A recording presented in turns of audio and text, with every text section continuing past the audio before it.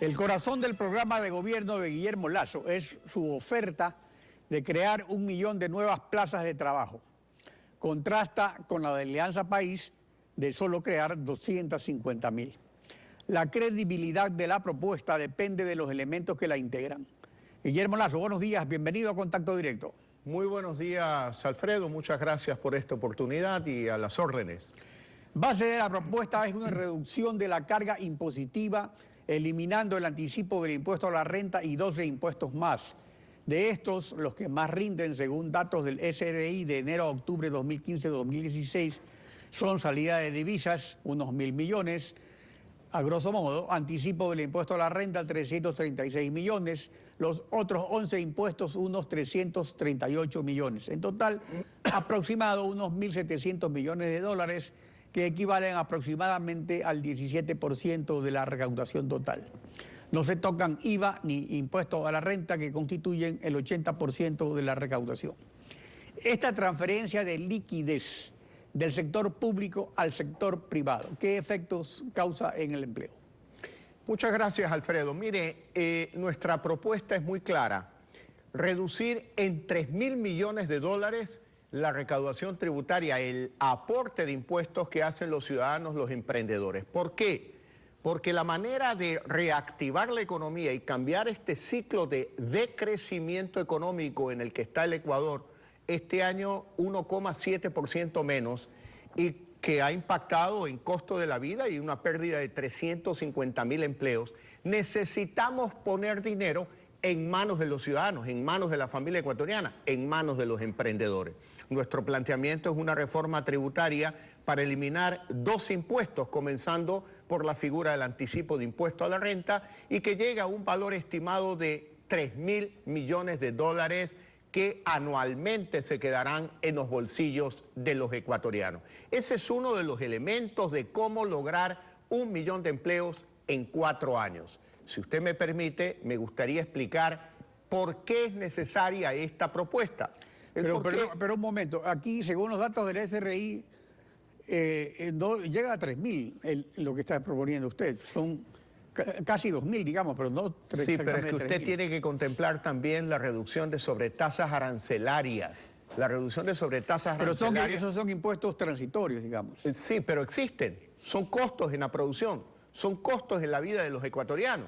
Nuestra propuesta es eliminar la sobretasa arancelaria. Nuestra propuesta es reducir también el IVA del 14 al 12%. Y en este monto global de 3.000 millones de dólares aproximadamente, dejarlos en manos de los ciudadanos.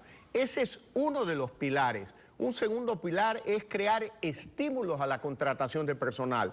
Por ejemplo, en nuevos emprendimientos, si se crean 10 empleos, 10 trabajos fijos, podrán deducir de la base imponible el doble, 20. De esa manera hay un estímulo tributario a la contratación de personal. Necesitamos una economía libre, una economía abierta al mundo, que suscriba acuerdos de comercio. Ya vamos a ir avanzando entonces con los otros pilares. Ahora vamos, porque son varios elementos, 6 más o menos lo que se destaca en el plan. Pero también para motivar la creación del empleo plantea incentivos tributarios a través de zonas francas industriales. Al respecto, cabe señalar que estas ya han existido antes de la administración de Rafael Correa y no tuvieron éxito. El presidente Correa creó en su lugar las sedes, zonas especiales de desarrollo económico. La primera que se aprobó fue en Los Aromos y aún no funciona. La segunda en Yacha y tampoco funciona.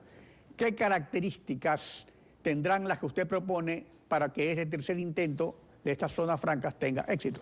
Por ejemplo, voy a hacer 2 propuestas muy concretas. Zona franca de turismo. Yo creo que Dios con la naturaleza hizo todo por los ecuatorianos.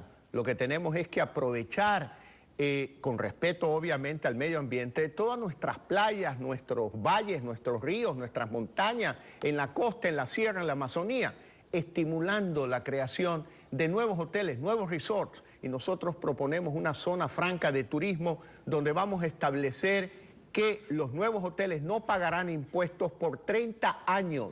30 años. De esa manera vamos a estimular la creación de empleo en el turismo, la generación de nuevos puestos de trabajo a lo largo y ancho del Ecuador. la segunda propuesta en materia de zonas francas. En materia social, el Ecuador tiene un déficit de 8.000 camas en clínicas y hospitales del país. Necesitamos incentivar la inversión, tanto privada como internacional, en nuevas clínicas y hospitales. En nuestra propuesta, aquellas nuevas inversiones no van a pagar nunca impuesto a la renta, porque con la salud no se juega. A cambio de eso, que entreguen al gobierno un 25% de la capacidad instalada para brindar servicios de salud gratuito a los sectores más vulnerables de la población ecuatoriana, especialmente a los beneficiarios del Bono de Desarrollo Humano. Un tercer ejemplo, Manabí y Esmeralda son zonas devastadas por el terremoto de abril de este año. No es suficiente liberalizar el pago de impuestos a la renta por 5 años. Hay infraestructura hotelera, en comercio, en industria, en vivienda propia, que requiere ser reactivada, reconstruida. 5 años no es suficiente. Por eso, en materia de hoteles, yo doy siempre el ejemplo del Hotel Cabrera de la ciudad de Portoviejo, que se vino abajo, murió el dueño. Yo creo que su viuda y todos los familiares, como estímulo para la reconstrucción del hotel, necesitan esa zona franca de turismo. 30 años de no pagar impuestos, no pagar aranceles ni IVA en la reconstrucción del hotel. Manabí y Esmeraldas las declararemos zonas francas para estimular la inversión y así generar crecimiento económico. Otro pilar de su propuesta es capitalizar con 1.000 millones de dólares al Banco Nacional de Fomento para dar crédito a los pequeños agricultores y ganaderos a 30 años plazo y al 1% de interés. Ese banco pues se liquidó hace poco y fue sustituido por el Banco Ecuador.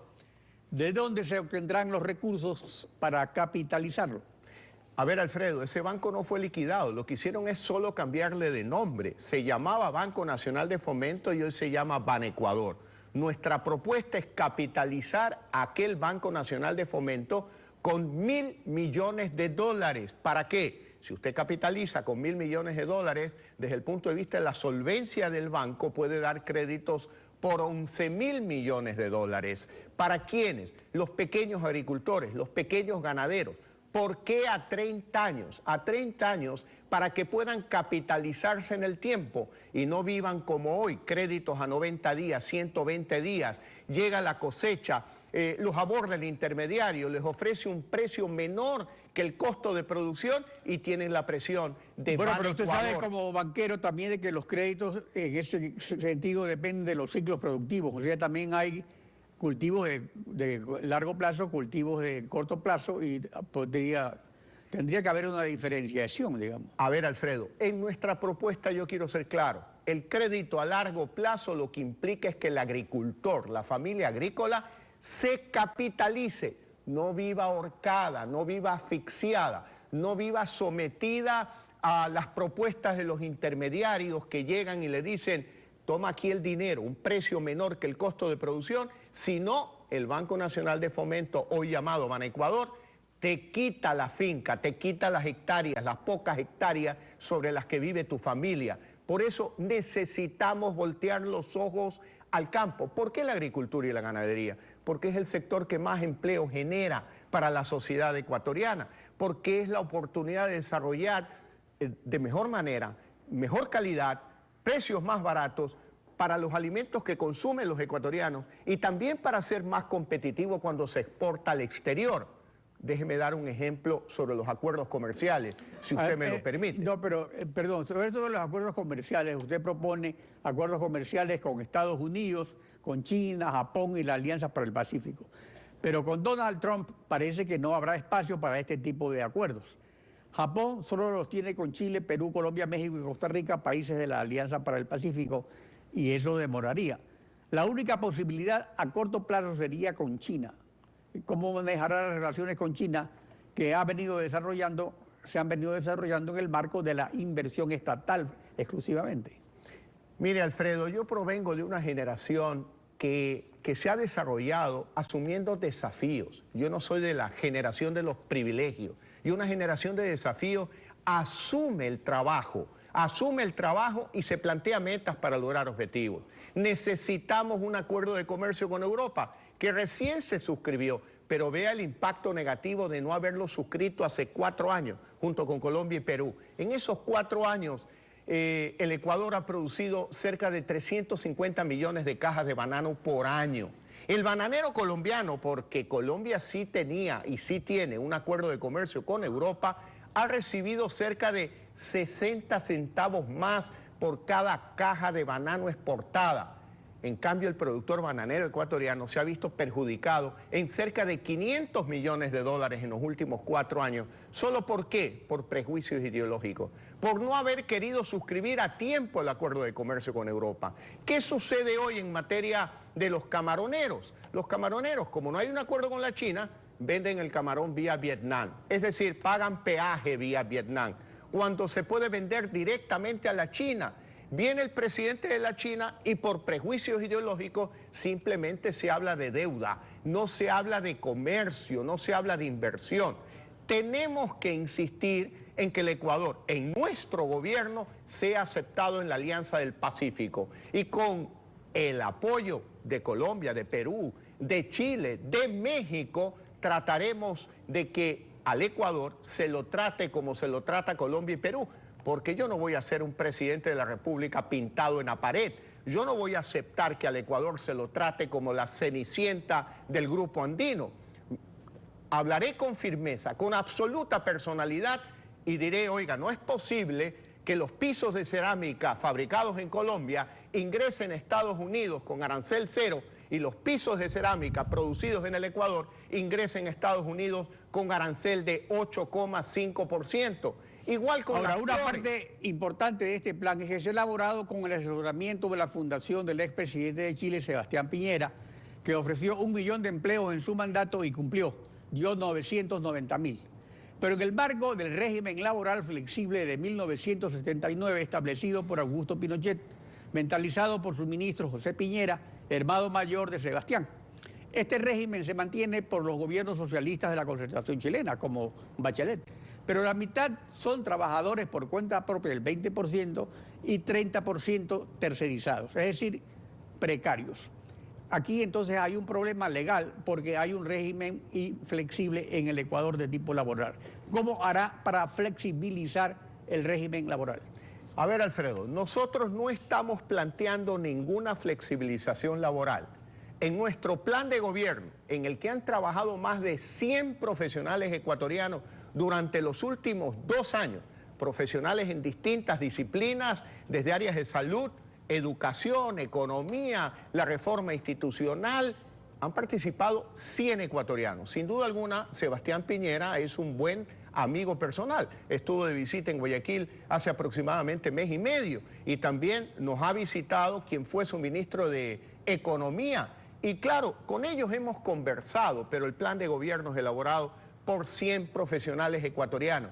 Y yo estoy poniendo cara, diciendo, vamos a crear 1 millón de empleos en 4 años, porque Alfredo, yo lo he hecho en el sector privado. Durante 40 años como emprendedor que fui, creé más de 100.000 empleos, no solo en el campo privado, también en el campo cívico, con la rehabilitación del terminal terrestre de Guayaquil, donde hoy se ha convertido en un gran centro comercial que convive con un terminal terrestre. Por lo tanto, lo sé hacer. ¿Qué tenemos que hacer en el Ecuador? No podemos seguir viviendo con proyecciones de que la economía va a decrecer en 1,7% en el 2016, en 1,8% el 2017, como lo proyectan organismos internacionales, hasta llegar en el 2021 recién a crecer en 1,5%.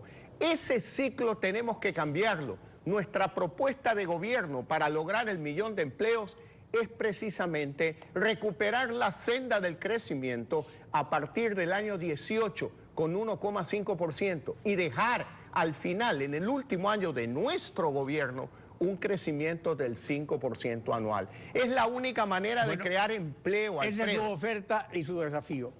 Guillermo Lazo. Muchas gracias, Alfredo. Le agradezco esta oportunidad. Gracias por acompañarnos en Contacto Directo.